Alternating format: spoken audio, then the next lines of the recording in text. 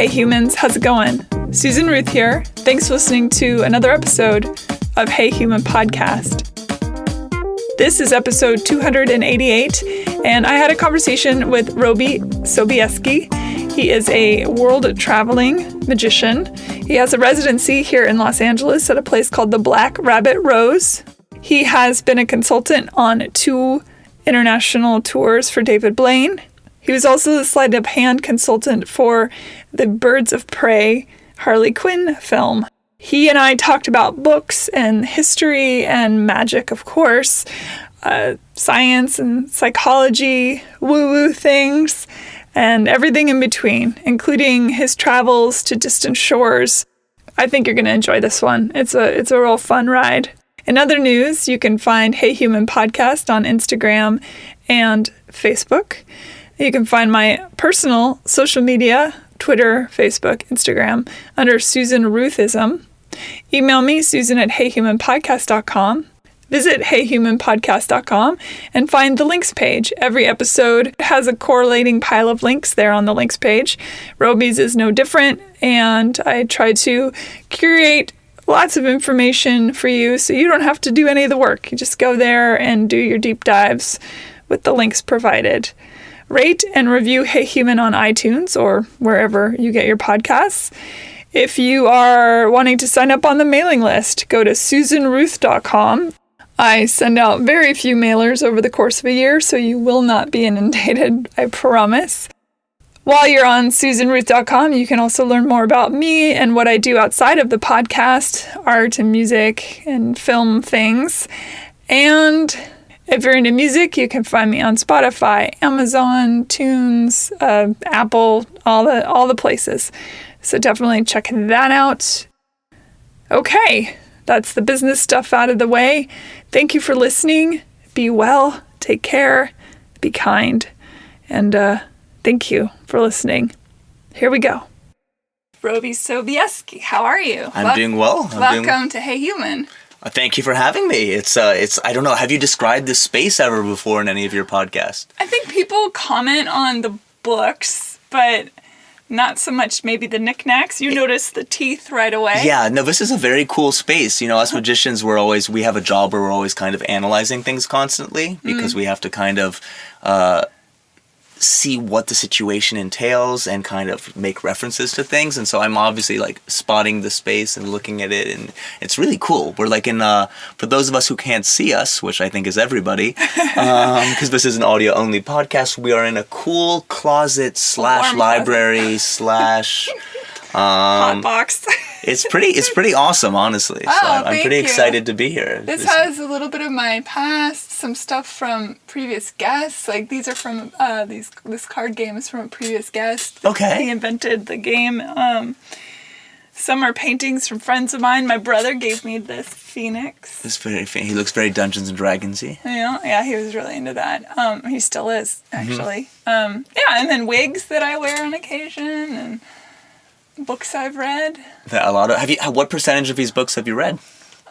87%. Does that include The Girdle of Aphrodite? It does. Okay. I read that in college. I say that's a great, and we've got some Shelley. Is that husband or wife? That one is husband. Ah. Yep, Percy. The more rare the Shelleys, like the poet, I believe. He's a poet, but I didn't know it. I like the Shelleys. I find them fascinating, and Byron, of course, which is somewhere right there. Oh, there you go. Yeah. So lots of books. I'm a big fan of books. I have 6 bookshelves myself. Yeah, so. It's great. When I made my first record, I sold a whole bunch of my book collection, which was terribly difficult to do, but higher purpose and all that. And then over time, I rebuilt the pile. My great aunt, wrote a bunch of these. Ooh. She was a children's book author. She wrote which one? I see The Man in the Hat, is that just like a library sticker? Anything with Hawkins. That was her, Quail Hawkins. So. Okay, cool. Yeah, kind of fun. Anyway, enough about me and my wackadoodly-doo. Although I am curious, so as a magician, when you when you're doing your work, I imagine there's a lot of subtlety you have to pick up. Just when people are dressed, what they're saying, their mannerisms. Exactly. Yeah. There's actually, speaking of books, there's a book I read relatively recently called The Neuroscience of Magic, which actually is probably interesting. I know you had a neuroscientist on recently. Big fan. And basically, they're basically analyzing how misdirection works and how kind of basically how trying to use magicians as an example of analyzing the brain. It's quite an interesting book, and they had a moment they describe in the book where they're at a restaurant with a magician, and they ask him, and he's literally talking about that very thing, that he's always analyzing things, and he's like, "Can you give an example of that?" And he closes his eyes and he says, "The couple over there, the guy's deciding when to pop the question. The couple over there, like that end of the table, they're going through a fight. You know, the table over there is celebrating a birthday. The table over there just graduated from like college, whatever." And it's like his eyes are closed, and it's just he's spotted all these different little things in advance. It's almost, in a weird way, like I feel like a magician and a CIA agent kind of like share that same thing, that I'm always very aware of the situation, you know, because it's like when I'm performing, you know, I might have my controlled angles where I'm staring at people or a group of people, but I need to be aware if somebody's going to come up behind me at any moment. Let's say I'm performing in a more crowded environment and not a stage, for example, you know. Yeah, because we met at a bar. We did. And you were a roving/roaming. Roaming. Mix those words together. A robying magician, if you will. In the bar, and that was a lot of fun. And you were great. Oh, a lot thank you. of close-up magic, which is cool. I was the first house close-up magician at Black Rabbit Rose in Hollywood, California. That sounds like that's where we met. Is that where we were? Yes, it was. Oh, see, I just went to a birthday party, and you know, it's just show up at this address. Okay, I didn't really pay attention to where I was. Fair. Well, that's where it was, yeah. And so I was the first close-up magician there. And I still perform there once or twice a week. Do you really? Residency, yeah. Oh, that's fun. It's a really cool place. I love that. Are drunk people harder to be a magician for? So it's interesting. I have this conversation relatively frequently. I try to, you know, like people like often ask me what kind of a magician I am. And I say that there's different magicians, you know, like you might have like kind of somebody who's more of like a juggler type magician where it's all kind of like displays of skills. And I'm kind of a conversationalist magician. I'm almost, you know, there's parts of me that might be kind of like stand-up comedian-y per se. And yeah, I guess there are extremes where somebody's extremely belligerent where that's not possible. Yeah. But relatively drunk people, I kind of like, that's my wheelhouse. You know, it was like it's kind of a fun moment for me to deal. Actually, I was at the Magic Castle a couple of weeks ago. And, you know, one of the managers of the castle came into the room and spoke with the magician that was performing there. And he's like, "Hey, how are you dealing with drunk people?" And I was talking to this magician hanging out. I was like, "How are you dealing with drunk people?" And he's like, "We have these like 3 really drunk like women outside, and they're kind of belligerent." And the guy's like, like, why are we asking this question? And it turns out that they were with Lance Armstrong and guests of Lance Armstrong. And so, you know, it's kind of a VIP guest, and like they didn't deal with it. And they ended up not putting them in that show. But meanwhile, I'm like, this is my wheelhouse. I can have a blast with this. Give me the drunk girls. Yeah, I'll take the drunk girls and Lance Armstrong. That's like totally like, I mean, like I said, I perform at a bar once or twice a week. Like I love this. Because I can control that. I can deal with that. If somebody's acting belligerent, I'll turn the other people against that person, you know. And you toured with David Blaine. What was that like? That was amazing. Is he the devil? Is he the devil? He is not the devil. He is not the devil. Maybe I might be the devil. People often ask me if I'm the devil, at which point I pull out my credit card, which if this is just very amusing, and when it expires I'll be very upset. But look at my security code. Hey. Yeah, security code of the devil. I got 666 as a security code. We won't give the number, but but I thought that was kind of... I already memorized it. Yeah. Oh, perfect. Yeah. Done. You're the magician now. I know. So actually, if you want to know a little bit about the David Blaine situation or how I started working for him, so I'd met him beforehand, and he came to Los Angeles. He was preparing his first national tour. And he asked me to drop by on like a Tuesday, like, hey, Roby, do you want to drop by the show and see how it's preparing? And I'm like, yeah, okay, whatever. So I show up, and I show up in the morning, and I'm there all afternoon, and kind of he's like asking me, what do you think about this? What do you think about that? And I'm like, I'm an honest person. So I'm like, I'm not just like, oh, everything's amazing. I'm like, okay, this needs some work, this is blah, blah, blah, whatever. And I gave my kind of my points and my critiques, and he's like, he really appreciated them. And he's like, well, instead of just hanging out for the day, do you want to be hired for the week to like kind of give commentary and help build the show and whatever? And I'm like, yeah, of course, you're a magician, you have David Blaine asking you to do that, you do that. And then 2 days later, he's like, instead of just being here for the week, do you want to hop on the tour bus and be on the national tour with us, kind of, like working for me and helping for her? And I'm like, okay, Sure. I called my girlfriend at the time, and I'm like, I'm going to be gone for 3 months, She's like, so what? Exciting. So that was kind of really fun. And so I did 2 national tours with him, 2 like 40 city like tours. They call them international tours, but it's Canada, So it's not, I guess it's slightly international, but it is another country, but it's not quite. I don't know. I think Canada, America North is kind of the same thing. Yeah. is incorporates it. It's a continental tour. Yes, exactly. It's a continental tour. That's right. But a little bit about it. No, David's an amazing person. He's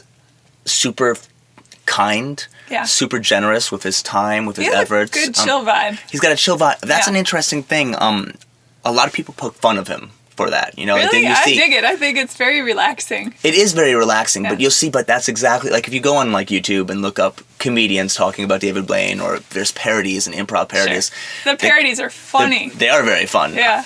I'm sure he gets a kick out of them. I'm actually the first person who showed them the parody when it first came out. Yeah. I'll take credit for that. But they like, he's kind of like, pick a card, like they have like that kind of thing. But he's actually not like that in real life. He's actually kind of very enthusiastic and speaks, but a lot of people assume, but kind of like they like to parody him as being boring. But it's actually, he made a choice that if I had magical powers, would I be like Copperfield, kind of, like waving my hands like an Italian opera singer, or would I just let them happen? And in a weird way, his kind of stylistic choice is, as calm as he is, the more the magic is impressive. So it's like he's kind of taking away the agency. The more calm he is, the more he's taking away the agency, and the magic is just kind of happening, and it's just, he has those abilities. Which is why people think he's the devil. Exactly. Which cracks me up. Yeah. Personally, I'm a big fan of the Lucifer mythology, so I don't know what that says about me, but I talk about that a lot on the show, that I actually dig that mythology. I think it's fascinating. I mean, it's interesting. I mean, there are good points, in a lot of the mythologies. I mean, I'm all about the truth, and I believe that he was one of the original truth tellers. So, which is funny because over time it was bastardized, and he became the teller of lies and the master of lies. But I don't think that's his vibe at all. Yeah, it's like, is the tree of knowledge that bad to have? That's right. He's sort of an underdog. In a way, 100%. Which I dig. Anyway, when you travel with somebody at that level, is it? I know the magicians keep their secrets. Do they keep them from each other too, or is there a shared camaraderie? There's a shared camaraderie. So how it kind of works is, people are like, if magicians don't reveal secrets, how do you become a magician? Is the question people like to ask. And I have a couple tricks that I would teach anybody in the world that would ask me the trick. And they're very simple tricks. They're very basic tricks. They're good tricks. They're better than the 21 card trick that most kids learn in summer camp, which drives magicians crazy. I'm going to tell this to all of your audience. If you know the 21 card trick, never show it to a magician. They hate it. It upsets them. They might be like me and be polite about it and watch you do it, but just please don't do it. It's a really upsetting thing. Have you seen this trick? I haven't. You haven't? It's basically a trick where they count out 21 cards, and it's like, is your card in this pile or that pile? And it's just like an entirely math-based trick, and they like recount them out again. It takes like 10 minutes. Okay, I think I've seen that on the old TikToks. Maybe. It was in increments of, was it 10 or 13 or something like that, but it was sort of the same idea where there's piles, and I was like, it's just a math. I'm sure it's a math trick, but Yeah.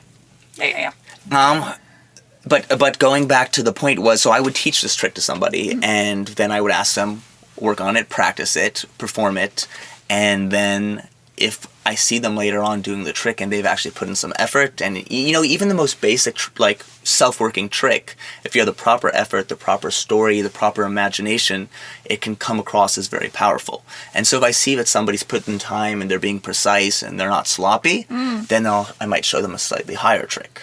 And then if they learn that, a little bit higher, it's almost like an apprenticeship, you know? Yeah, I imagine. And so it's kind of the same thing amongst magicians. It's we've all read the same books. We've all, you know, or if we haven't read the same books, we'll recommend reading X books to each other. And so we'll just kind of share all that knowledge with each other. Did you see In and of Itself? I have. I did. It was a fantastic show. Freaking good. And then I ordered his book and read that, and it was neat because he's sort of talking about that, and that as a kid he went into a magic shop, and the proprietress and the proprietor started showing him exactly. Yeah. Now be careful with that book. Not everything is true, not everything, of course, yeah, but more so I think he says that in the book, yeah, as well, yeah.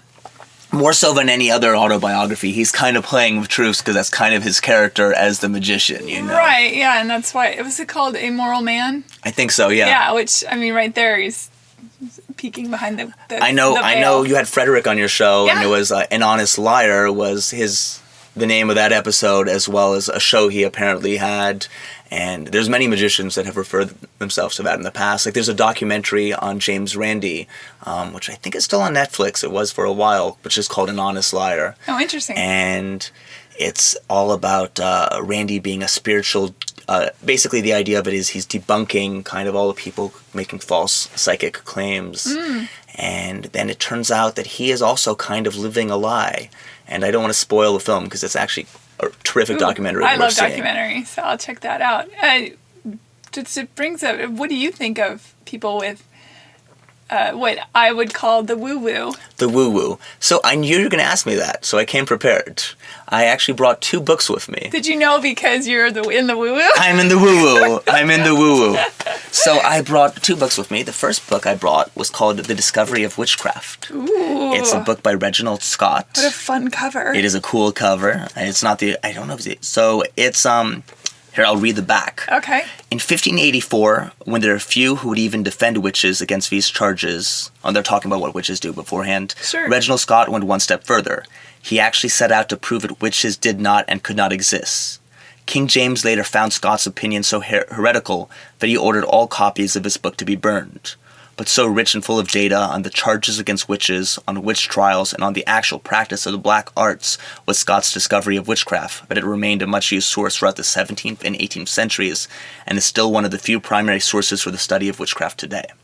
Ooh. So basically what this book was, this at the time when kind of the English Empire was going after witches and burning them, or going after anybody kind of showing any display of magic, his point was, no, it's all trickery, you shouldn't go after them, and so he wrote this book which explained how all the tricks worked.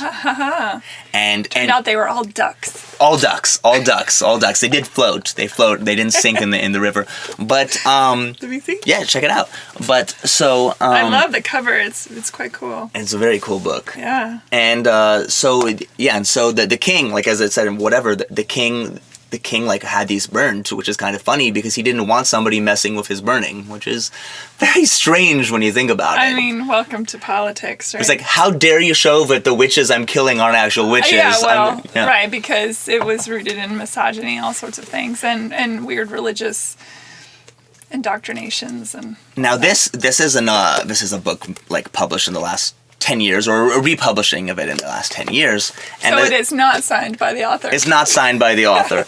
So this is, but that is, as I said, a book that was frequently burned. The second book I brought to you was also a book that was frequently burned. However, I have it in protecting wrapping, because this one's a little bit nicer. Ooh, these are my kind of books, the ones that look old. Houdini! So this is called Miracle Mongers and Their Methods, and it's basically Houdini going after all the psychic mediums of his time period. Yeah, I've read a lot about that because I've done research into spiritualism and all that. Mm-hmm. And, wow, this is so cool. So this is a first edition. Is it really? Yeah. So I'm going to bonk you on the head and steal this? Yeah, exactly. That one has some value to it. Ladies and gentlemen, this episode never happened. Exactly. Just delete the files. That's right. Although, so cool. I actually got an amazing deal on this book. Did you really? So I was randomly, so I was thinking it would be kind of fun to design kind of like a psychic show from like a 1920s style, but as a magician. Yeah. And so I figured I wanted to read Houdini's actual text on it. And so I wanted to get a hard copy. And so I went on eBay to buy like some used, they're still printing it today. And so I searched for the title Miracle Mongers and Their Methods. And anyway, somebody had posted this book on eBay. They didn't put in Houdini. And so anybody that had a Houdini keyword search, it didn't flag them or pop up for them. And he didn't put first edition.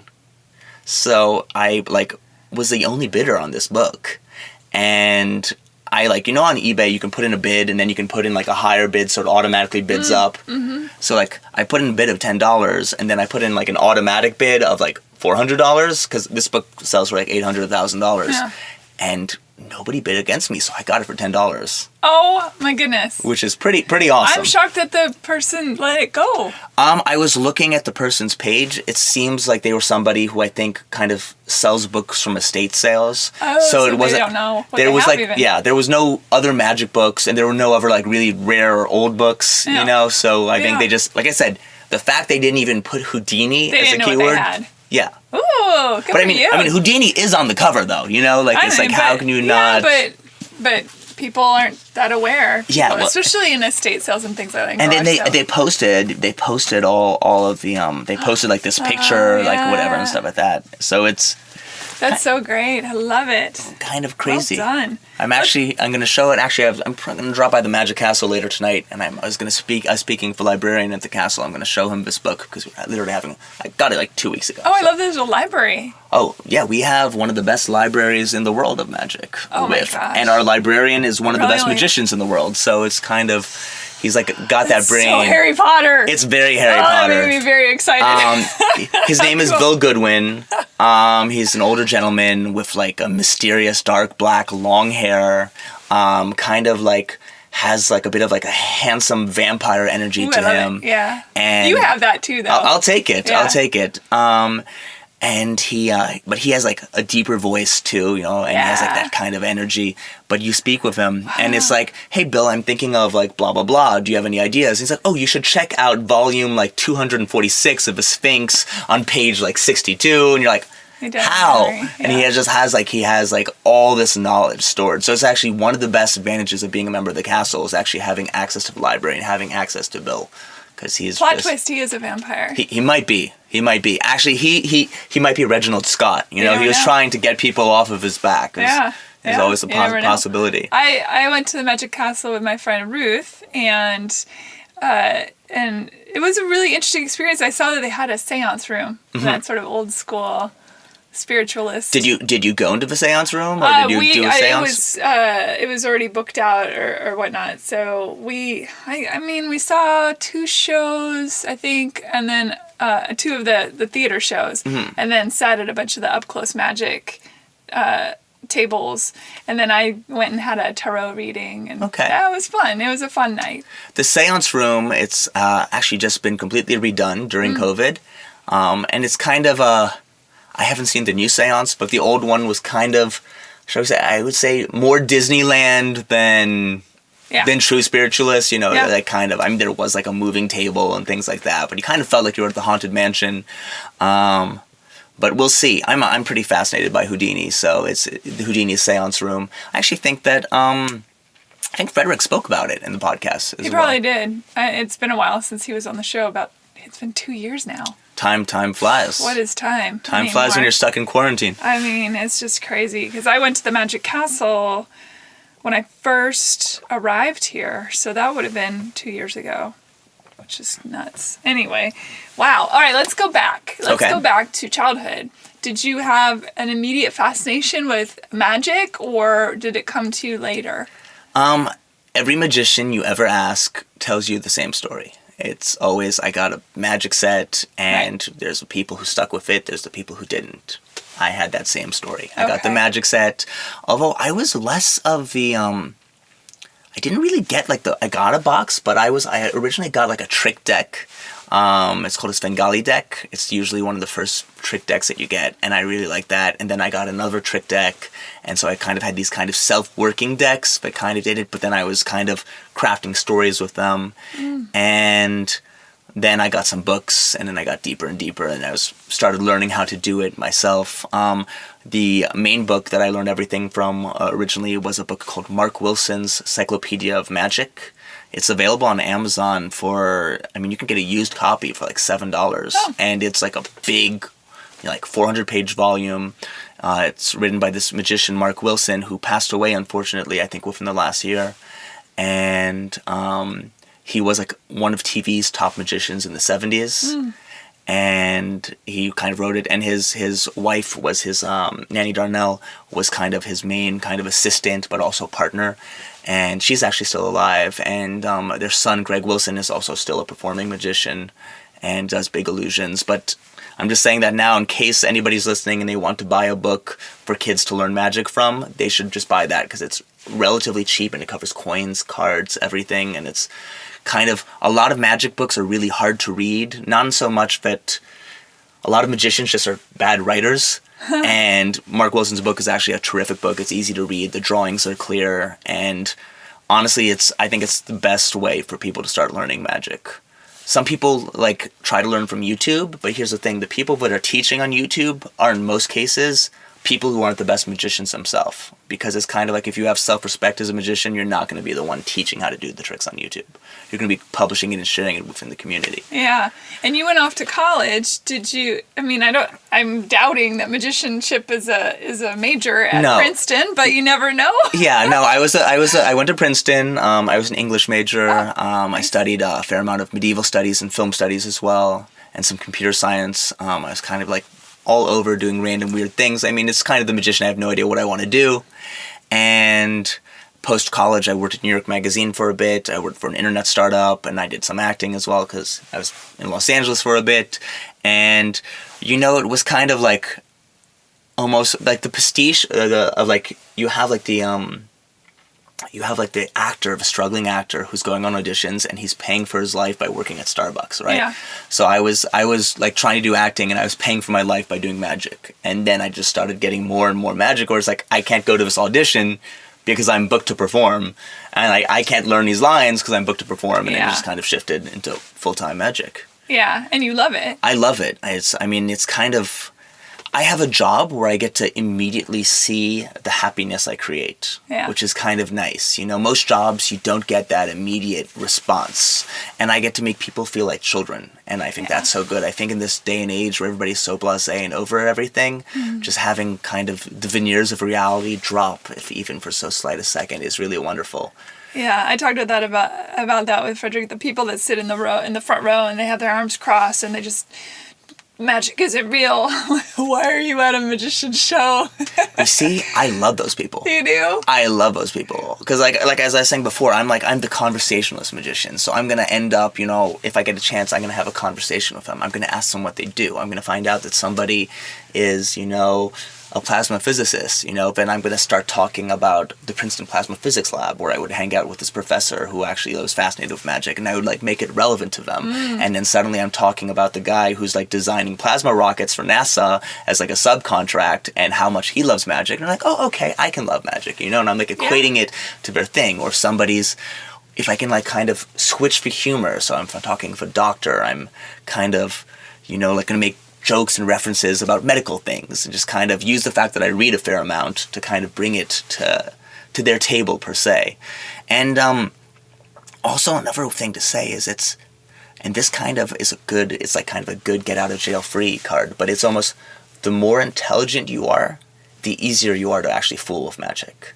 Oh. And you tell that to people, and it's almost kind of, it's the emperor's not wearing any clothes, it's kind of that story of course. Right, where it's if for those of you listening, there's a story of an emperor who kind of gets embezzled by people who basically tell him that they're tailors and using invisible kind of ink, and that basically if you're smart, invisible thread, if you're smart you can see the thread, but if you're an idiot you don't see it. And so nobody wants to tell the emperor, but he's actually naked, even the emperor himself, until a small child is the emperor's naked, and that goes along. But while I say it in comparison with that, I'm not wrong. It's for example, people often ask me if I perform for kids. I usually don't. I was just going to ask, are they harder to get one over on? It's not that they're harder to get one over. It's that the ways and techniques and the things you would use to get one over on a kid are completely different. Like, have you ever done peekaboo to a child? Sure. Do you know why that works? I think relative observational is I think the term. It's called object permanence. I was so close. Close. Pretty close. Got it. You know what though? Thesaurus. That was a pretty good. That's pretty solid. Yeah, that's pretty solid. I'll give you partial credit. I don't know if it's full Jeopardy credit, but it's. I would have flunked that on the test. I know that's right. Object permanence. I knew it was somewhere in there. Somewhere in there, but yeah it's because like when your hands cover your face, you're invisible, right? Right. And so imagine that I'm performing for a toddler who doesn't have object permanence. If a card changes from red to blue, that's not impressive to a toddler where he's just discovering gravity, and he's just trying to understand how things work. And as kids get older, like once object permanence gets established, then there's other things where like if you like take transfers of liquids, if you have one cup and a different cup and one cup looks bigger and one cup looks smaller and you pour it from one cup to the other, they will not realize that they have the same amount of liquid yet. Because they're like, no, it looks bigger over there, so there's more liquid. A lot of adults are like that too. Yeah, that's fair. Yeah. That's fair. But as you get older and older, kind of all these things get established. And I like to equate it this way. In magicians, they say we have misdirection. But to have misdirection, you have to have direction. And it's like if I like wave my hand up in the sky, adults will tend to follow the hand. And the kids will stay down low and look at the other hand. And so you can't use the same type of misdirection to mess with a kid. That's why it's more like, look at this coloring book. It's red. Now it's green. Now it's black and white. And those are the tricks that kids like because it's just kind of instantaneous and there's nothing kind of for them to follow. It's just hitting them like a freight train. When you told your family, I'm going to be a magician, did anyone go, what, are you insane? Or was everyone pretty cool with it? My family, I come from an artistic family. My dad's an artist painter, so that's nice. They're like, whatever, do whatever you do, just be happy. You're lucky. Yeah. Yeah, that's good. All right, when I watched the in and of itself, it was, to me, incredible. But the one that really blew my hair back was the letters. Mm-hmm. How the hell did he do that? And if y'all haven't seen it, I really recommend it. It's a fun watch. It's on Hulu. Yeah. It's a terrific watch. And David Blaine's in the audience. He is. There's a lot of people that pop up in the audience. Yeah, I read that he went about 8 or 9 times to it. I can't speak to that. I don't know. Yeah, I read it's possible. He was really into it. It's possible. I don't blame him. I would have probably done that too. Yeah. It was a great show. Oh God, I would have loved to see it in real life. I did. I had the opportunity. I was lucky enough. It's so great. What was I going to tell you as far as other cool things with Matt? Oh, I wanted to say this. Because you were talking about me working for David Blaine, I had another thing which I'm pretty proud of, is I did the magic consulting for Birds of Prey, which is the Harley Quinn film. Oh. And so that was another cool thing that I had the opportunity to do. So was kind of cool. They have this girl over there, this young girl, and she's like a street thief. Cassandra Cain is the character, and basically I was teaching her how to roll coins on her fingers, how to pickpocket, how to do all of those stuff. And the actress's name is Ella, and I never was expecting to teach like a 12-year-old girl how to pickpocket, and it was fun because I was telling the parents, make sure you get good phone cases for your phones because she's going to be reaching into them and practicing during the day. And if it falls down, I don't want you to call and blame me for your broken screen. Yeah, for sure. Oh, that's funny. Kind of a fun thing. And that was kind of a cool mixture of all of my passions. So I was pretty happy of it, being on the film set, using all my knowledge of film and just there's a moment in the film where I don't want to spoil it, but the girl who's a pickpocket, there's one of the big bad guys in the film, and he's walking down the street, and the girl who's a pickpocket, Ella, bumps into him and reaches into his pocket, and she ends up stealing the $20 million diamond whatever thing, which kind of sets the entire movie into motion. And so I'm there on set, and I've taught her how to do all the techniques and whatever, and she is going about it, and they basically have this guy walking down the street, and then this little girl walks by, bumps into him, takes a thing, and I'm like, I went up to the director, and I said to her, imagine you're carrying a $20 million, diamond in your pocket, and somebody randomly bumps into you into an empty street. You're going to immediately look in your pocket. So I'm like, we have to fill the street with extras so that the little girl has an excuse that she's kind of bouncing around to bump into him. And it was such a small detail, but it was just funny because you have like this big budget, X $100 million Hollywood film. And if I hadn't said that, I'm sure, Reddit would have all been like, how does he not notice right away? Right. So no, absolutely. Do you then design, I assume, your tricks, and how long does it take to kind of from idea to fruition? So I'm going to be honest. There are some magicians who are more creators, and there are some magicians who are more optimizers. I'm more of an optimizer than a creator. In fact, some of the best creators aren't professional magicians. There are people who have other jobs and they're tinkering around and they come up with ideas. And sometimes, you'll have somebody who's a computer programmer who will think of like some random really cool, app which could be used in a magic sense. Or you have somebody who is, a physicist and he might find some weird way of using magnets, per se, to like do some cool levitation type thing. And so as magicians, kind of my job is always be aware of what's coming out. And obviously I create some things as well, but that's not really my bread and butter. I'm more of I take what exists and kind of add my own stamp to it, add my own flourishes, add my own conversation, make it relevant. Do people write and sell tricks the way comedian writers sell jokes then? Honestly, I did not know that comedian writers sell jokes. I know that they sell them for like, like a South Park type thing, but I didn't know, do they sell them for stand-ups? Oh, sure. I did not know about that. Yeah. Magicians. So there are magicians who definitely like some magicians who don't perform and all they do is kind of create magic. Like one of my best friends, a gentleman by the name of Benjamin Budzak, almost never performs, but he's always creating new tricks and new designs, and he's like kind of has some amazing effects out there that are being like terrific reviews from all the magicians that use them. And yet he barely performs himself. So it's kind of interesting, It's like all the different, you have the architect and you have the mason and you have all the different parts that kind of come together. That's so interesting. What is it that from the camaraderie of the castle, is there also rivalry? Is there a fun kick in the pants trying to out magician people, or? A lot of magicians are like that, where it's kind of fun. There's kind of are we allowed to curse on your podcast?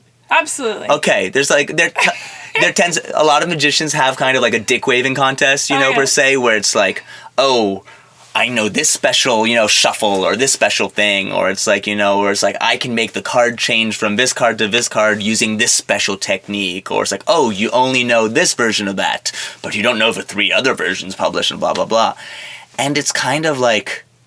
There's like magician one-upmanship, and I hate that because I'm not trying to fool other magicians. I'm trying to fool laymen. Yeah. And it's fun because I've noticed this. Like I've performed at events with magicians who actually have much better sleight of hand than me, and I would admit that, and kind of can do kind of crazy things with their hands that I can't do. And we're performing at the same event, and my audience is screaming 10 times louder than their audience.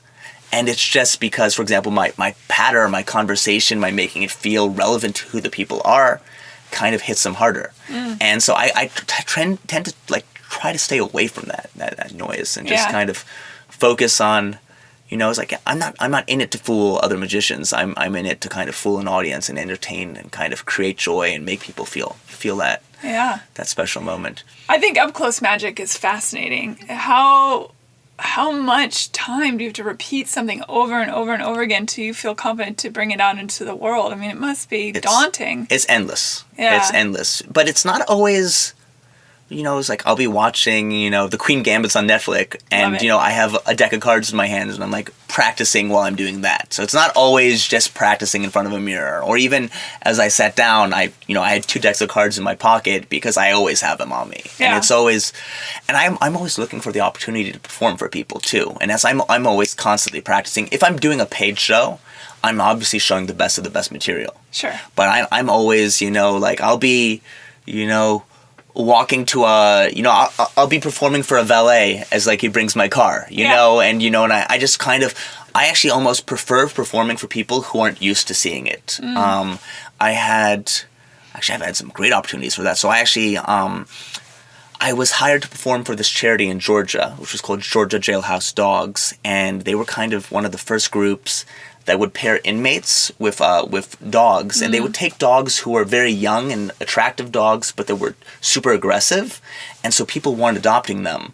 And so they would pair them with an inmate for like a month or so, or 2 months. And meanwhile, the inmate is living with the dog like 24/7. I think it's a great program. It's a wonderful program. Yeah. And by the end of it, the dogs like sit, they heal, they're calm, and they've lost all the aggression or most of the aggression. And then they go back to the shelters. And it's they great for the inmates. Yeah, they get adopted right away. And then the inmates, they learn, a lot of these guys, they're like 25 and they have kids out there, and they don't have, like the experience of being a father or the experience of caring for something. And so it kind of like... Or being cared back unconditionally. Exactly. I think that's probably the biggest lesson, is that finally there's something in their life that loves them unconditionally, which many people incarcerated probably have not had. I was listening to a MOF podcast, and this woman was talking about volunteering at a prison and how she told the inmates, like she was invited to a concert, and all the other volunteers went to that concert, and they're like, "Why did you not go to that concert?" And she said, "Well, because I love you guys." And then they all broke, and one of the guys said, "It's the first time somebody ever told me that they loved me," and like all the guys were breaking down. So it's true, and then also. At a more practical thing, some of these guys, they get out and then they can get jobs at shelters or at zoos or whatever. Sure. They've gained some practical experience. So anyway, I was hired to perform for kind of the gala in Atlanta and, performing for the people who were supporting it. And then they're like, "Hey, do you want to perform for the inmates?" And I'm like, I performed for so many wealthy people. I'd much rather go into a jail and, what is that musician? Johnny the Man in Black. Yeah, I'd much rather Johnny Cash it. That's so much more interesting. That's so much more cool of a story. It's funny, I was going to say Joaquin Phoenix. I'm thinking the actor and not the actual guy. But, so I went in and I performed there. And this was Chatham County Jail. And it was the latest MSNBC lockup jail. So it's like a serious, I don't know if you've ever seen that show. It's the show where they go with cameras and they always film the life of the jail and interview the inmates and stuff. And so I was there, and at first the warden was very gruff because he had to take time out of his day to accompany us, and he doesn't really care that much. He'd rather be in his office, doing whatever he does, and super gruff. And then I ended up, in this room surrounded by these 40 inmates who were part of the Georgia Jailhouse program, and I'm performing for them, hanging out with them, and doing magic. And at the end of the day, as we're leaving, he says, "Roby, do you know what's the best part about being warden?" And I'm like, "No." And he's like, "I got cameras everywhere, so I'm going to spend the rest of the day replaying the tapes to try to find out how you did it." And I'm like, "That's so cool." The other interesting thing about that moment was because I was performing for inmates, I'd never had that you can't take coins. Because a coin could theoretically become a shim, or it could be the metal could be warped in some way to stab someone or something. A shim or a shiv. A shim or a shiv, exactly. Or a rope. You can't do any rope magic. Memoir. Shim or a shiv. That's a good memoir. That's a good. I'd read that. Shim or shiv. So I was just relegated to cards. And then I also had a tiny plunger, which is magician John Armstrong. He invented this effect, but it's basically you have a little mini toilet plunger, and you do a lot of ridiculous things with it, and you kind of say that the plunger is doing the magic. And I've actually had a fair amount of incidents with this plunger. So there's a moment usually in the act where you kind of stick it on somebody's forehead, and I'm at that moment, and it's kind of it's on autopilot, and I was about to do it, and then I'm surrounded by inmates, who do I do this to? And there's I'm 6'4", there's some guy who's 6'7", covered in tattoos, with a bald head, whatever. I'm like, what I'm gonna do to this guy? And I went, oh, whoomp, right? And they loved it, because it's they always say in prison movies, it's pick a fight with the biggest guy, and then you'll be okay. And obviously it wasn't picking a fight, but I think they respected the fact that I chose that guy. Yeah. Another random thing that happened to me, that plunger. This happened last year. I'm at this private party, and this is the exact opposite of this. We're talking beautiful Beverly Hills house in Los Angeles, and we're talking. I'm not going to name any names, but people with certain influence and whatever, and people very much in the scene. And I put the plunger on this guy, and it's his birthday, and everybody's taking pictures, we're laughing, whatever. And then I pull the plunger off, and then his forehead starts shooting blood. And we're all and the thing was, all they the people thought that they thought it was part of the magic. trick. They thought it was part of the trick. And the person who hired me said, I thought it was part of the trick until I saw your face, Roby, and I'd never seen you like so panicked. And I'm sitting there and I'm like, what happened? Because it's like it's a very small suction. I'm like, what happened? And we're all there, and then suddenly the guy who I done it says, oh my fucking God, my Botox. And so I had apparently put the plunger right at the incision point of his Botox, and he'd gotten Botox earlier that day. And when I pulled it off, it just started shooting out the fluids and stuff, which only in Los Angeles, right? Oh my God. That's amazing. It's pretty cool. So I plunged this guy's Botox. Did he forgive you? He did forgive me. Okay. I mean, it was pretty hilarious. You know, he had a good sense of humor about it. Wow. That is nuts. Which was kind of it. That is such an LA moment. Such an LA moment. And like I was saying, I love performing in random places. You've been all over the world. All over, yeah. So I honestly, I was in China, right? And I'm in Beijing. And when you go there, it's kind of, Western tourists, we're used to kind of being the tourists. Like if you're like an American and you go to Paris, you're going to see like a lot of American tourists there. And then when you go to like a place like Beijing, you would expect the same thing, but then you realize there's like X billion Chinese people in the world. 95% of the tourists in Beijing are not actually Western tourists. They're Chinese tourists who are like visiting kind of their capital the same way somebody from Los Angeles would visit Washington, D.C. And the thing was, for a lot of these people, I'm the first white, I'm talking and you're about giant for somebody. Exactly. Yeah. I'm 6'4" as well, so I stand out. And so you have like a little old grandma, from some rice field somewhere who's come and visited like the capital city for the first time, and I'm the first white person she's ever seen. And so it's almost like, it's weirdly like being a celebrity. They like try to take creep shots of you and photos, and like you'll see like there'll be like some beautiful golden Buddha, and they're pretending to take a picture of the Buddha, but they're actually taking a picture of like me, and it's like, this is very odd. Like, do you not see how amazing this Buddha is, right? But so you had that situation, but then I'm a magician, right? So it's like, because then also the younger kids like want to take selfies or whatever like that, and like put me on like their Badoo, Tinder equivalent Chinese profile. And but imagine, like you're a little old lady, you're like in your 80s, like you are in a heavily communist country where you're cut off from the world for a while. You like finally meet, like some like tall like white person, and then like something starts to float. And so like suddenly it's like I'm the first person and I'm a wizard, so it's like I like it, which kind of Or I had another kind of random moment is one of my best friends is from Rwanda. He's a good college friend, and I was in Rwanda with him and Uganda for about a month for his wedding. I was actually a groomsman at his wedding, but we went, and the thing is, when you're in the kind of like capital cities, it's performing there is awesome. It's the same as performing for any other, big city in the world. Sure. But, for example, they don't have like an America's Got Talent. They don't have a Las Vegas. So they're obviously very aware that, that it's sleight-of-hand or whatever, stuff like that.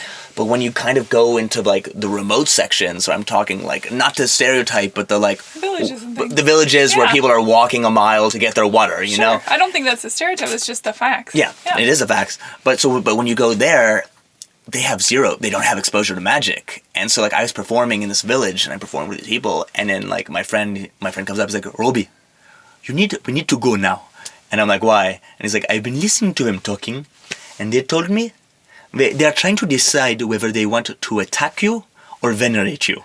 And I'm like, okay, yeah, we're done here. That's a pretty good accent. Oh, thank you. Yeah, thank you. Well done. That's like the movie The Gods Must Be Crazy. Yes, exactly. Yeah.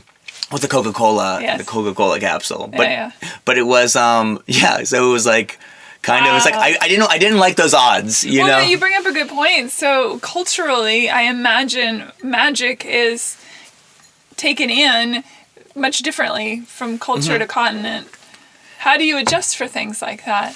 Well, I will pause with saying there's this fantastic female magician. I forget her name offhand, but she actually, what she does is she goes to parts of Africa and other like countries where people have not the freshest water, and so like they want to kind of convince them to like add these filters, but people aren't trusting them, and so she actually goes to the non-fresh water and like will pull out a snake and then she runs it through the filter, and she's like a magician, like, so she makes it appear, and then she like makes it go through the filter, and then she pulls out like a flower. And so there's actually like a documentary about her, I think, that's being made where it's really cool. So she like literally goes and she used magic to kind of like I'll have to look that up push and then people add forward. that onto the links page, because Yeah. I'm curious who that is. I'll find her. She's amazing. Yeah. So that's a really cool random thing. But yeah, different cultures definitely have different views of magic. Has it ever gotten you into trouble besides almost being, either made a god or assassinated in a village in Rwanda? I mean, in trouble, not really. I almost feel like it's more of a get out of jail free card than the opposite. Yeah. Actually, if you want to speak specifically about get out of jail free, like 2 years ago, I decided that I don't know if you know about this, but there's reserve police forces. Have you ever heard about this? I did not know So that. the same way that there's like, like the armed, the military reserve. Military reserve. So there's a reserve police force, and what you do is you're supposed to like you volunteer like, I think it's like 1 or 2 days a month, and you just do it. And I just thought, and this was before all the like kind of talking about police can be a touchy subject in 2021 in Los Angeles. So we're talking anywhere for that matter. Or anywhere for that matter. This is before all of that, and I was thinking, but to do it, you also get all the training. And I was thinking it would be so fascinating to get all the training, because almost like when they're on the job, they have to like be aware of what's going on around them. And that's very applicable to like a magician. Yeah. And like I said, I've performed for some of the wealthiest people in the world, and it's more interesting. And I figured, it's like kind of like Shaquille O'Neal is like a reserve police officer. And can you imagine Shaquille O'Neal pulls you over? Well, he does. The thing is, so they'll use him more like him dressed in like in a uniform, and he's like it's more about the goodwill. Yeah. And so I was thinking like as a magician, like that could be kind of like a goodwill of like I'd be there in the thing, but then I'd do some magic and I'd make some people happy. And then also there was a section of the reserve officers of the sheriffs, the deputies, that I'm a big scuba diver, and a lot of the reserve officers are the ones who go and like do like kind of scuba rescues. And I'm like, that would be so cool to do. Or recovery. Exactly, or recovery, which is honestly perhaps more of it, but still would be very interesting. And so anyway, I'm like, let me try to get this done. And so I asked my girlfriend at the time, like, because it was like LAPD or LA Sheriffs. I'm like, which uniform is sexier? And she thought the sheriff uniform was sexier because, like, it's got the hat and whatever. It's like, okay, I'll go with the sheriff uniform. Yeah, grow mustache. Yeah, exactly. And so I go in, and the first step of the process is you have to take, like, some sort of, like, SAT-type test. Yeah. And it's, I said I went to Princeton, so I do very well on standardized tests. And, like, they give you, let's say, like, 2 hours to take it, and I did it in, like, 30 minutes and got a very high... Sure. Yeah, perfect. So, and the thing was, they told you that if you passed the tests, then you would be able, then they would schedule for you, like later on, you'd have your first interview, and they'd schedule an interview. And if you read their website, it kind of sounds like you like take the test, you get the results, you go home, and you schedule an interview for like a week later. So I passed the test, and like, okay, we're going to have your interview now. And I was like, not prepared for this, and I'm wearing, I'm the type of person, if I'm going to have an interview, I'm going to wear a dress shirt, I'm going to look a little bit nice, I'm going to have my hair slicked back, but I'm like just there to take a test, so I'm like in like shorts and like a t-shirt, And the other thing was, so I have my interview with this gentleman, this deputy, and he is like the stereotypical kind of, approaching retirement, has the Super Troopers mustache, like that cut. Yeah. He's like, great movie, by the way. Terrific movie. I think there's a new one coming out. Oh my god, I love that movie. His like name is like something like, I don't know his actual name anymore, but it's like something like Officer Steve Johansson, which is like by the book in every way. Oh, actually, sorry, let me backtrack. Before going into the interview, I'm in line with the other people who are going for the interview, and I'm speaking with them, and they're all kind of, a lot of them are ex-military people. And this is like, I was the only person that day who was applying for a reserve. And so you have a very by-the-books, crew cut people. I'm there with my long hair to my shoulders. And, and there's like a questionnaire. And, it's like supposed to say, like, have you ever had drugs? And I'm like, it's like, I've smoked pot, whatever. And I'm like, have you? And they're like, what did you fill in for that? And it's like, I would never touch, like, pot, like, it wasn't okay in the military and it wouldn't be okay here. And I'm like, okay, so it was different from what I was used to living in LA. Like they've never seen Apocalypse Now. But okay. yeah, that's fair. That's true. Terrific movie as well. Also a great movie, yeah. But terrible book though. I did not like Hearts of Darkness. I thought it was so boring. It was Joseph Conrad, right? Yeah. Yeah. It's okay. I thought it was boring. Oh, it's not into it. I love the movie, though. The movie's amazing. Yeah, and the documentary about the movie. I actually, as a quick interlude, I had the advantage of staying. I spent a week at the Pacific Missile Range in Hawaii, and every day at like 5 p.m., all the military officers go surfing, and it's very apocalypse now, because you just see all these people like, oh, drills are done, and then they're just going. It's like these like 5 miles of beautiful empty beach, and the only people surfing there are the officer or the military people. Yeah. But anyway, cut to, so I'm in line, I meet with this gentleman, and we're speaking. He's like, why are you interested in this? And the same reasons I gave to you, you know? And I'm like, I think it would be fascinating. I would love the training. I think it would be applicable. I think that I could kind of bring a unique perspective to whatever. And the guy says, you're a magician. Can you please show, and very friendly. He's like, if you're a magician, can you please do some magic for me? And the thing was, this was in Los Angeles Sheriff Department headquarters downtown, and they had made it very clear for the test, you can't take anything on you because they don't want somebody cheating. So I don't have my phone on me. No cards. I don't have any cards because I thought they might look like cheat sheets. The only thing I had on me was my wallet, right? Because I needed my wallet and my car keys. My wallet because I needed my driver's license to for them to scan it. But anyway, so I'm like, I explained that to him. I don't really have anything on me. And then I think for a second, and I kind of notice something, and I'm like, Deputy, if I come up with a trick, I don't know if it will work. Are you okay? Can you give me permission to attempt it? And he says, yes, of course. I'm like, okay, cool. And what I had noticed was that as we were walking, that I spotted in his back pocket, I spotted his driver's license. And I noticed that I could pickpocket his back pocket, his driver's license. And so I'm like, okay, I'm going to go for it now. And so I pickpocketed his driver's license. And then I get it into my wallet, and I have a thing where basically suddenly I now have his driver's license is where my license is in my wallet, all unnoticed, right? And then we're sitting down at the table, and once I've done the dirty work, that's the thing in magic. So you were walking, having this conversation. Yeah. We were walking, and then we're sitting, and then I'm sitting with him. Yeah. And then once I've done the dirty work, I'm keeping my hands up, like, in the air. I'm gesturing nonstop with them. So I want his only memory of me is my hands are up there. And we continue the interview for like 30 minutes. And then it was like the end of the interview. And he's like, well, it was lovely speaking with you. And then I said, by the way, Deputy, I just realized there's an issue with my application that might prevent me from going through this. And he says, what's the issue? And he said, well, I have a problem with my driver's license. And he's like, what's the problem? And I reach into my driver's license, reach into my pocket, pull out my wallet, open it up, and there's his driver's license in my wallet. And he just starts freaking out, and like almost like a giddy schoolgirl, you know? Yeah. And then he starts running down the hallway to the place where they're gonna like take my fingerprints and stuff. And you're like, watch out! You're gonna try to take his fingerprints, but he'll steal your watch.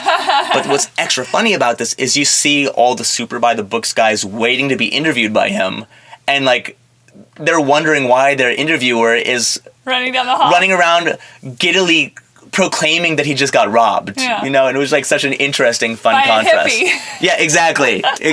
So it was like kind That's of hilarious. hippie, half French vampire guy. You know, it's not quite what they expected. Anyway, at some point, they did, in the end. I did the process, so went for the first round, and then it didn't end up panning out later on. So I didn't actually get the training. So that interview actually went well, but I'm not exactly sure. I'm not exactly sure what there's something in the background check. They said that we can't accept your background check, and I have no idea why, because I've never been arrested. I've never I have no DUIs, no anything like that. Interesting. In fact, they're not allowed to tell you. No, they won't tell me, and it's weird. Do you have a parent that's a national or anything? No, it's weird. Well, I'll actually tell you because I was... Wait, do you have dual citizenship? I do have dual citizenship. Were you born in France? I was born in New York. Okay. And I even know that I was supposed to... Because you have a slight accent, but I was trying to... I was like, where is that? It's a little bit of... Yeah, it's a little bit of the French, a little bit of the New York, a little bit of all kind of mixing together. Sure. But, no, it was I even actually... This year, I was supposed to be part of a show... And so I had an FBI background check done where they my stuff, and there's nothing on it. Mm-hmm. So I don't know what happened. But the police and FBI, remember, operate separately. Yeah. And what is important or interesting to the FBI might not be to the police. I actually think the gentleman who was my background investigator. Yeah. So I actually, because I did the thing with the first gentleman, and he loved me, and then I actually had a full polygraph exam with the polygraph exam, and that guy loved me. We had a great conversation, and then I think the gentleman who's the background examiner, he really didn't like me. And he's like, your hair is way too long or whatever. I'm like, well, I can cut it. And he's like, well, I'll cut it if I get the process. And it's like, why didn't you cut it now? You know? And so it's like, I think that was the issue. Because I was like... Stay away from my daughter. Yeah, exactly. I got many guns. That's funny. So have you spent a lot of time in France? I have. Yeah. I have. All my schooling prior to college was in French schools in America. Okay. And then also my parents like separated when I was like 12 and my dad moved back to France. So I'd be there every, winter break and fall break and summer break. I've only been to the Charles de Gaulle airport. I have not you gotta get out of there. I mean, I've been all over the world, but I have not yet experienced France. I need to do that eventually. They just shut down again. My friend was going to go, and my best friend, she had a trip planned with her family, and they just closed everything down. Now it's... So, I mean, you can't Delta see your dad variant for a is while. making things difficult. Yeah, I haven't seen him since COVID stopped, but we have video chatting on WhatsApp, so... Yeah, that's good. How many languages do you speak? I'm fluent in English and French, and I did like 4 years of high school Spanish.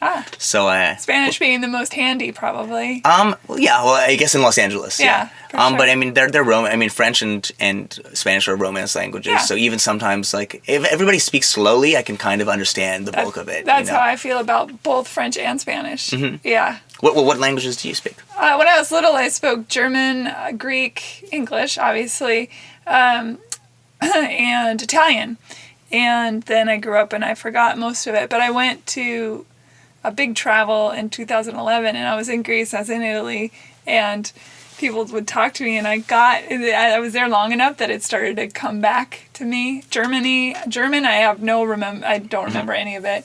And French, I can read pretty decent. I took Latin as well as a kid, and I could read that pretty decent. I took Hebrew, so I still remember maybe 3 or 4 things. I can speak it better than I can read it. Sababa. Yeah, and then if someone is speaking French to me very slowly at about a 2nd grade level about, I don't know, wine or something, I can kind of keep up. But just about wine. Yeah, well, I say that because I spoke with a wine person who was French, and we were chatting, and he's like, "Oh, you speak French?" I was like, "Tiny," and so he started speaking quite slowly and was very patient with me, and we actually had a little conversation, which I was so proud of myself.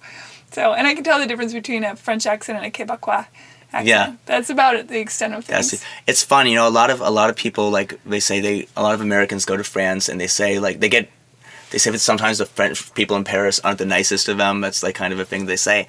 And they're just honest. They're honest, and I think people get upset because somebody will like go to like a cafe and he'll be like, "Bonjour, je peux comment?" And then the French cafe attendant is like, "What did you want?" It's like almost like I think the Parisians are exasperated with Americans trying to speak French with them when their English is better. So it's like, just speak in English, like, so it's like. Also, conversational French is very like, ugh, or just like, like there's just sounds. That's fair. Although, let's be honest, conversational Canadian sounds even rougher on the ears.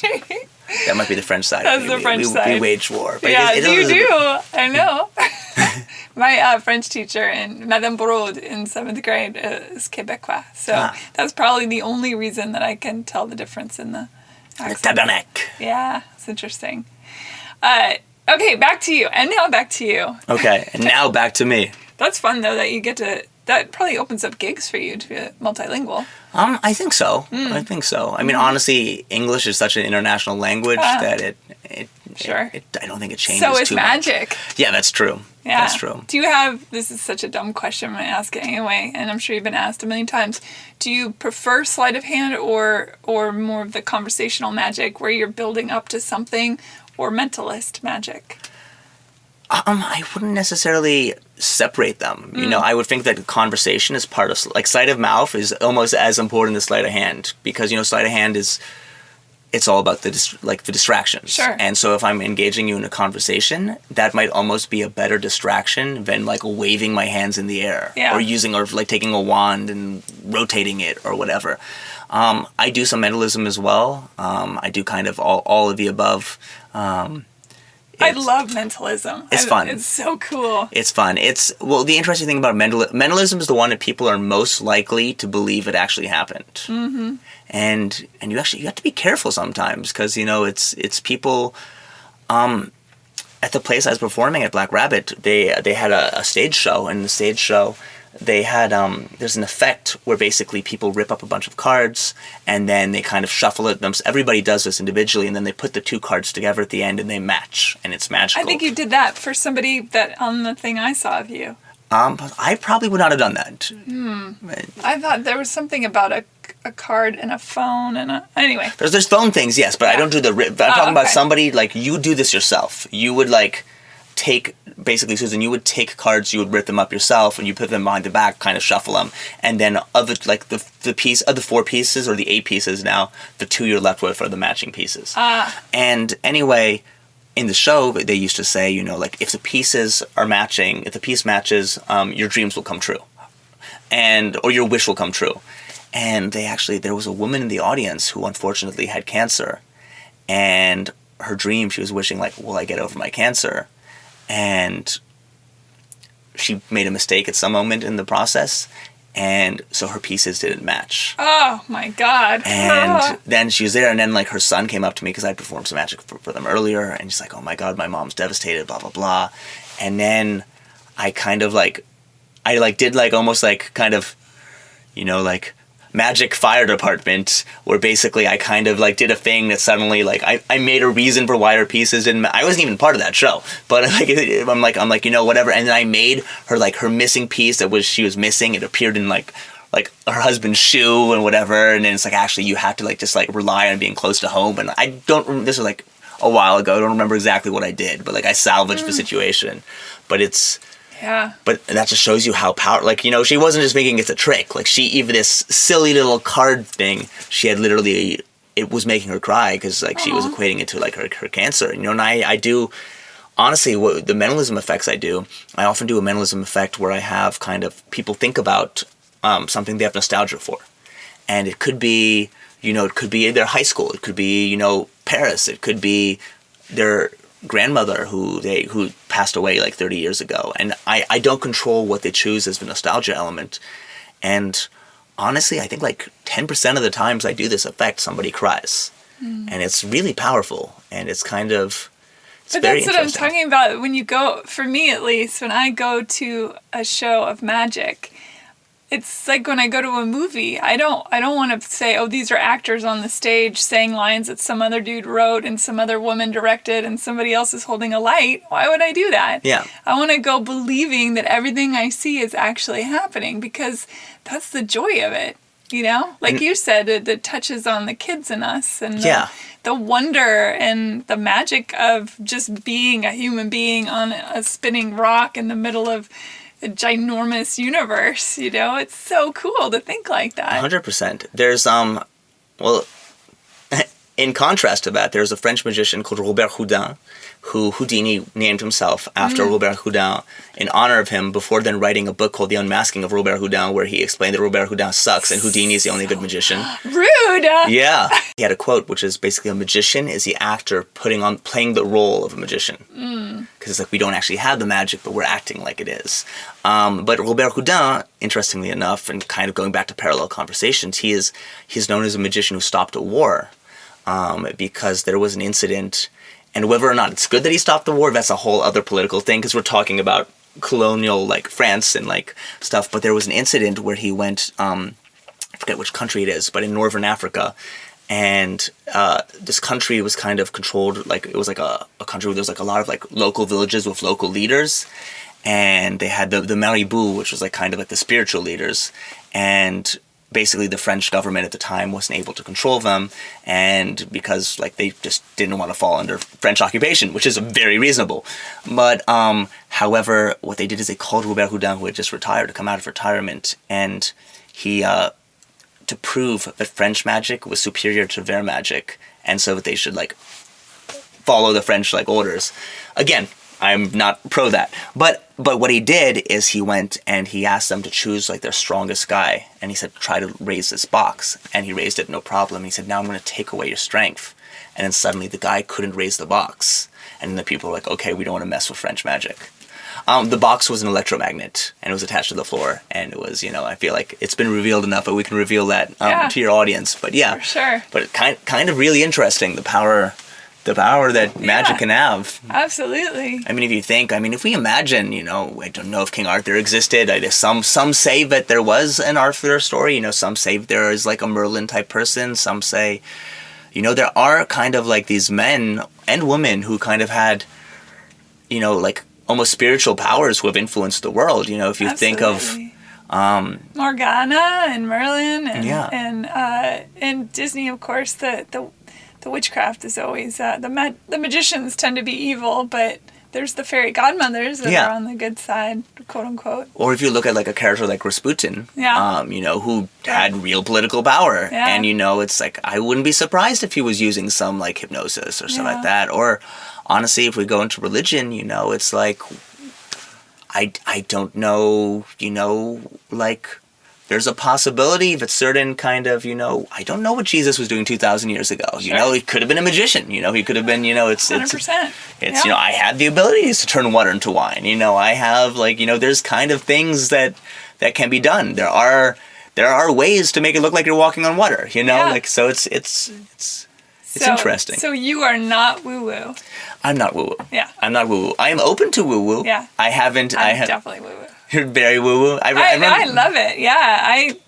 I think that there's great things that we have no idea about, that things are discovered all the time. And I do think that our brain is capable of insane things that we haven't even yet discovered. I definitely agree if our brains are capable of insane things, but I don't know if I agree with the... But we call it woo-woo because we don't understand it, or it seems, metaphysical beyond physics or smaller than the physical realm, but that's only because we don't know. Yeah. That's the thing I'm getting at is who knows what we're capable of, and who knows if somebody like Jesus or, the Lao Tzu, that he perhaps knew things and could manipulate mind, matter, and form. Mm-hmm. Who knows? Yeah, and to what level? We've forgotten it. Maybe. To what level? A very convincing, somebody who has good psychology skills is more likely to convince somebody in one way or a form, and you probably have extreme versions of that. There is, I like to imagine there was a study that came out that was saying that people who prayed. If there's a large amount of people praying for somebody, they were more likely to be healed. Even if they didn't know they were being prayed for. Even if they didn't even know they were prayed for. Yeah. And then... That's like the protons that respond to another... that science study. Yeah, that they're reacting to something that they're not even in the same vicinity of. Yeah. Or there's another one which was... and this is pulling away, but going back to if you give somebody a placebo... they're more likely to get healed, even if they know it's a placebo. Like if you tell them this is just a sugar pill, they're more likely to get healed. And so that means the brain is definitely doing something. Like that act is doing, because the sugar pill isn't doing something. So there's definitely a lot that we don't know. I mean, it would be silly to say that we know everything on Earth, because we definitely don't. Whether that means that the person, reading fortunes on 3rd Street Promenade has any abilities. That's something else. That's a whole other story. Entirely. Going back to that documentary I was talking about, James Randi, he would go, like I said, he was a famous debunker, and the documentary talks about how he would go after, like there's a Israeli magician called Uri Geller. Yes, the spoonbender. The spoonbender, and how he switched the spoons and he wasn't able to do it. My mom...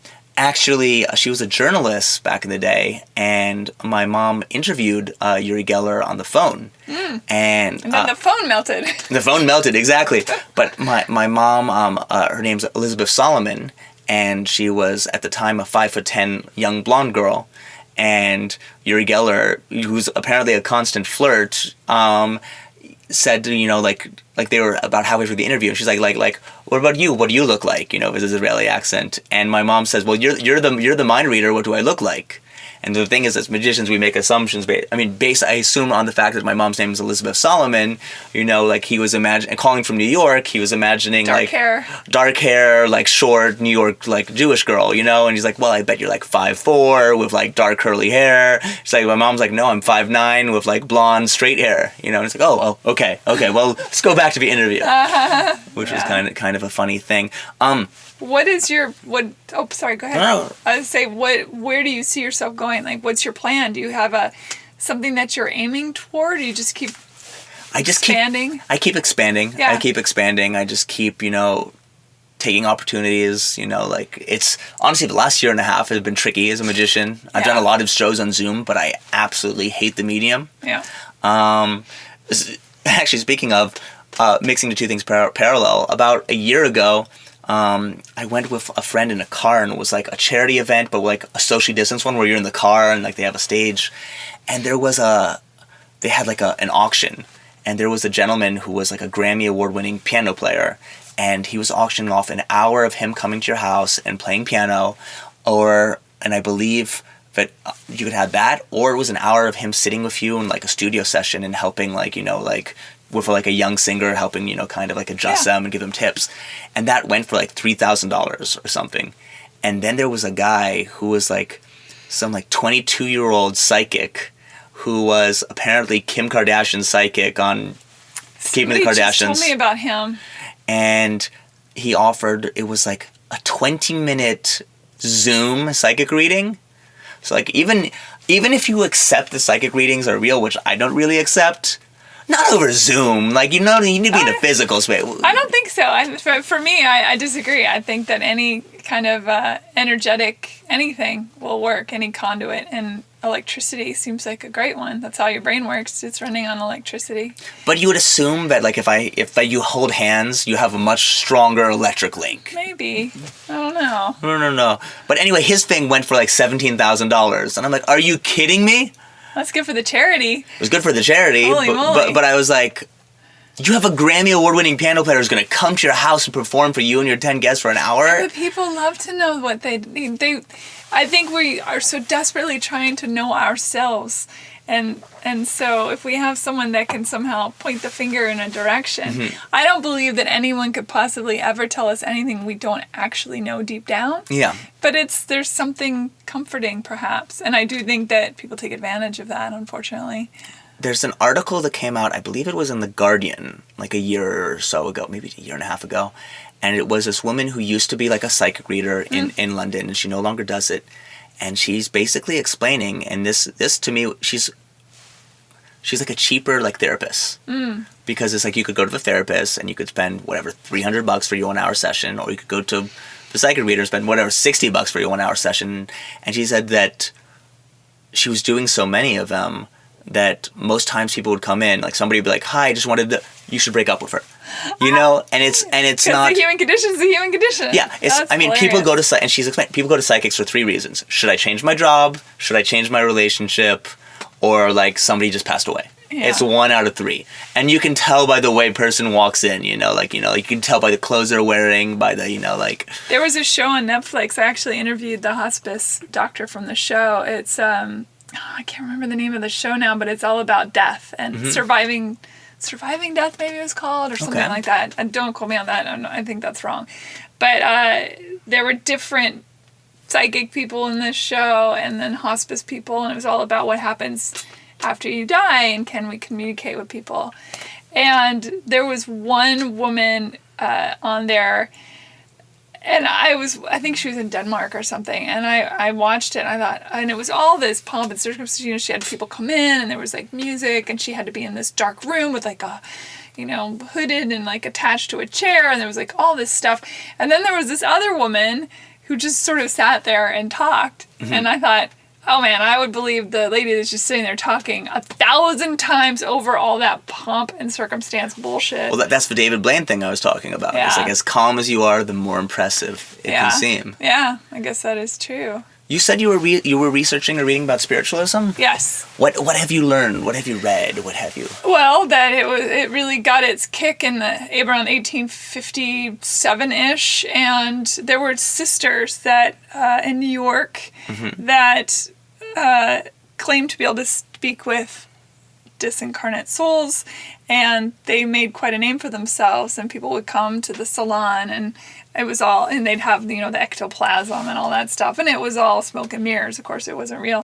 And there are various other people along the way that have also done that. There's a place called Lilydale in New York that I've always wanted to go to. It sounds fascinating, where supposedly, the town is filled up with witches and warlocks and psychics, who wouldn't want to go to a town like that? 100%. You know? So things like that.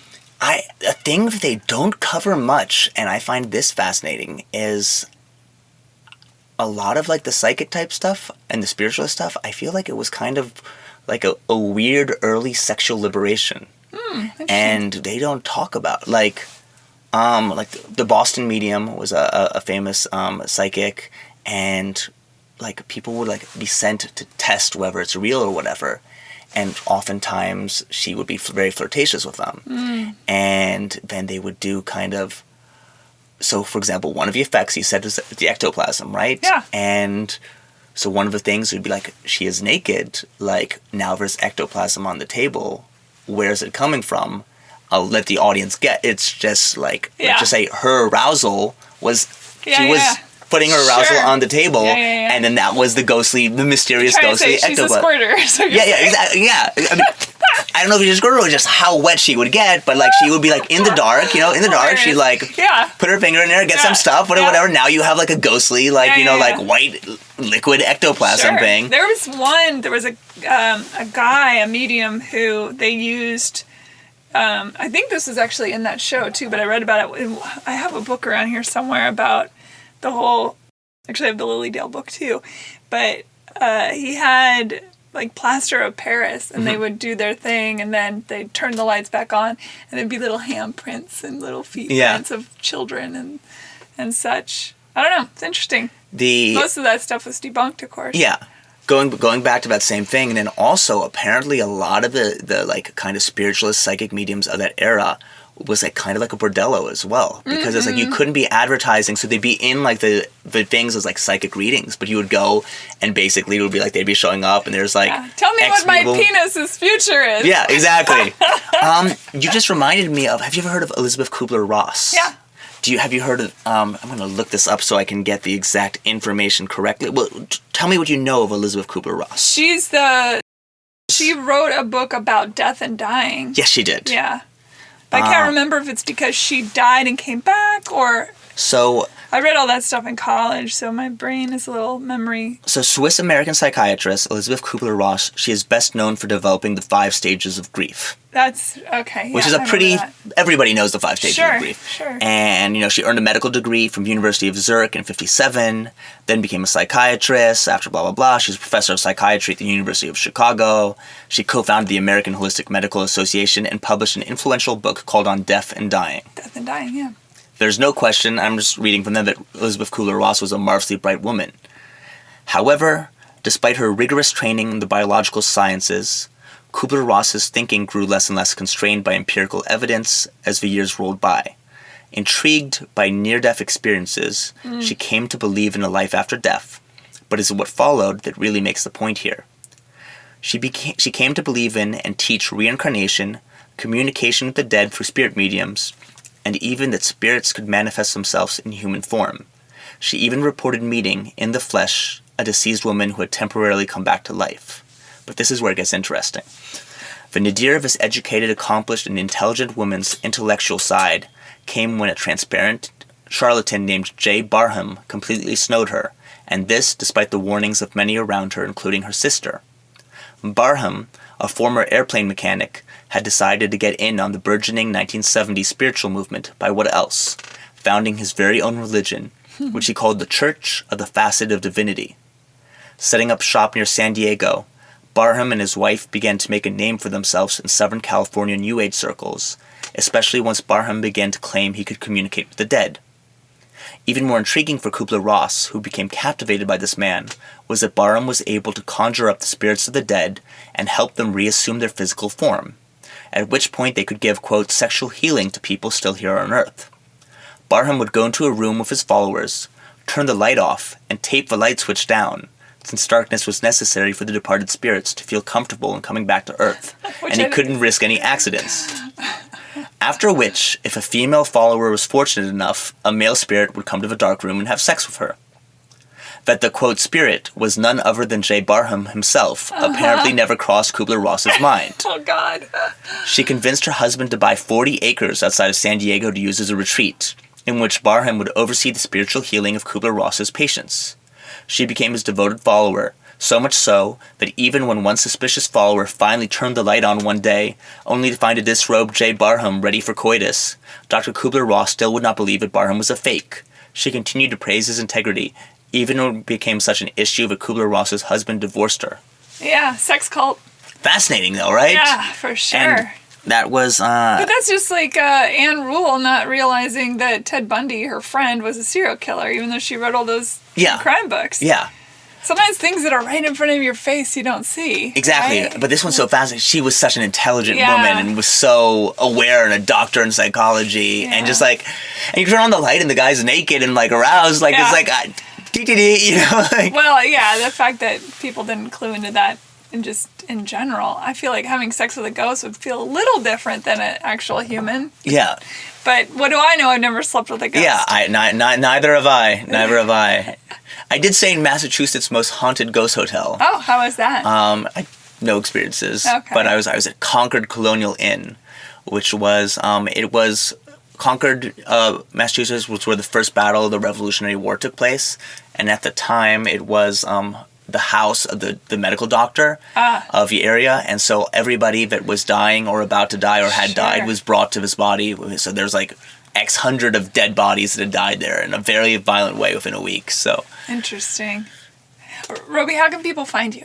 How can people find me? You can go on my Instagram. That's ROBYSOBIESKI. That's Roby Sobieski. It's also my TikTok. You can also go on magicroby.com. I'm also performing once or twice a week at Black Rabbit Rose, so you can usually find me there in Los Angeles. Yeah. Otherwise, you can find me at a corporate event, magic event, whatever near you. Magic Castle. You can find me there. So they're open again. They are open again. Okay. Hopefully, we'll be able to stay open. Yeah. So. Yeah. How does wearing masks do for magic? Is it a pain or? It's a pain, but better to have mask and magic than no mask and no magic. Yeah, for sure. Thank you so much for being on the show. Thank you for having me. Thank you for covering all these random conversations. I love it. I'm sorry, I'm a little bit all over the place, but I think we covered some cool things. That's how conversation is. That's my favorite kind. So thank you for listening, everybody. Be well, be magical. Cheers. Stay safe out there. Bye. It's a crazy world. It is a crazy world. Bye. Rate and review Hey Human on iTunes or wherever you get your podcasts. Thanks. Bye.